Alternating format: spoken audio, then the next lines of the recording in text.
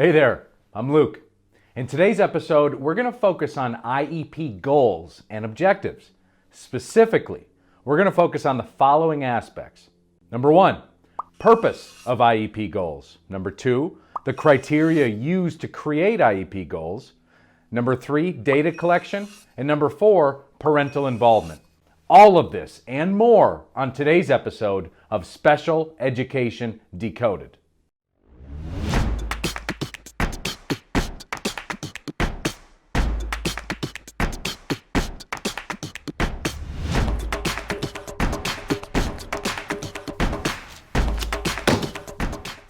All right, before we dive into IEP goals, I'm hoping you can help. On the bottom right-hand side of your screen, you will see a little logo with the word subscribe on it. Click that real quick. Thank you so much.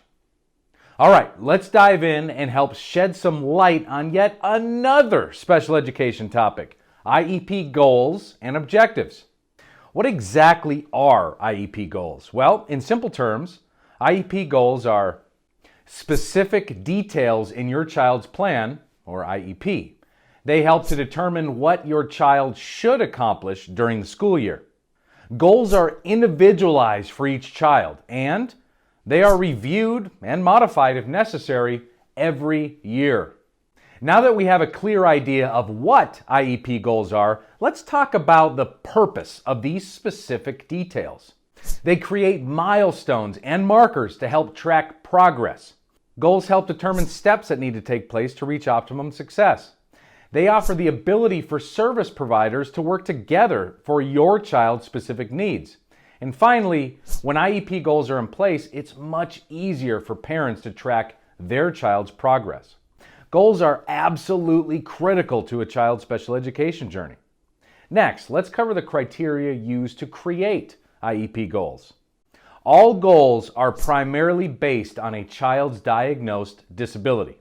They must show measurable improvement in a specific area, such as a direction of behavior, either increase, decrease, or maintain. An area of need your child has, such as reading, writing, social skills, communication, etc. Or reflect the level of attainment desired, whether that's to get your child back to grade level or complete something without assistance.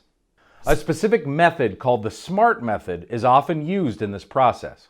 Let's discuss what each letter represents and what each step means. The S stands for specific. Details matter. Here's an example. A non-specific goal would be, Alex will be a better reader. A specific goal would be, Alex will be able to read a passage in a grade level book at 100 to 120 words per minute with random errors.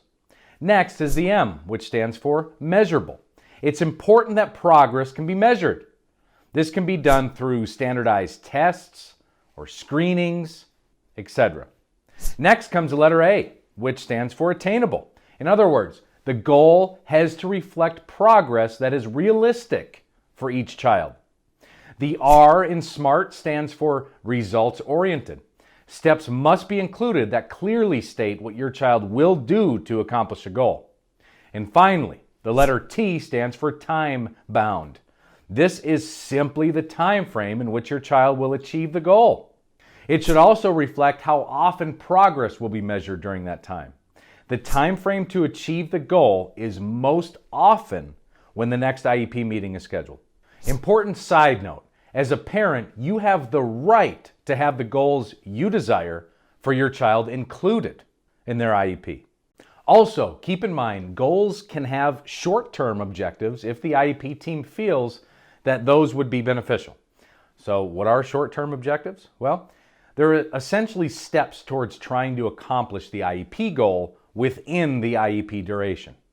In other words, IEP goals can include smaller milestones or pieces throughout the year that need to be achieved in order to ensure your child is on track to meet the larger IEP goal. Next on our list of discussion items regarding IEP goals is data collection. First, remember that data collection methods vary substantially from teacher to teacher. Some examples of data collection may include collecting grades, keeping track of assignments, monitoring participation, analyze work assignments, match to data points. When it comes to collecting data based on IEP goals, there are some things to watch for as a parent.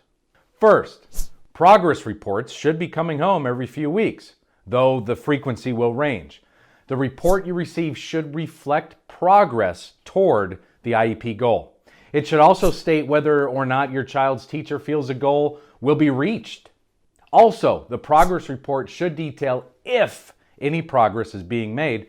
And lastly, keep in mind that supporting documentation may be included.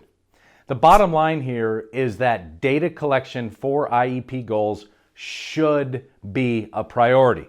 Okay, let's pivot slightly and move from the teacher involvement to the parent involvement in the creation, implementation, and monitoring of your child's IEP goals. This is one of the most important parts of IEP goals. First, as always, be involved in the entire IEP process. If at any time you think the goals presented do not match your child, speak up.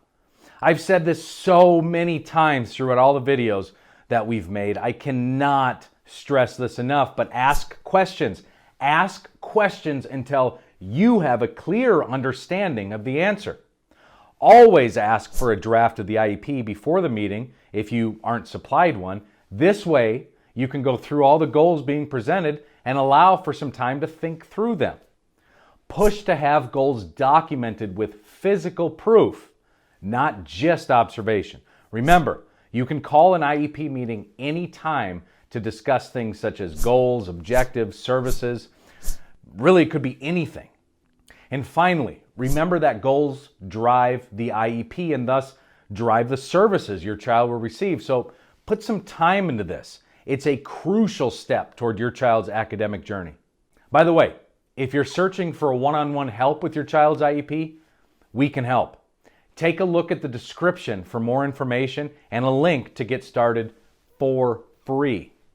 I truly hope this video helped you understand more about IEP goals, or at the very least opens up your mind to ask more questions for your child. If you like what you saw, please consider subscribing to our channel.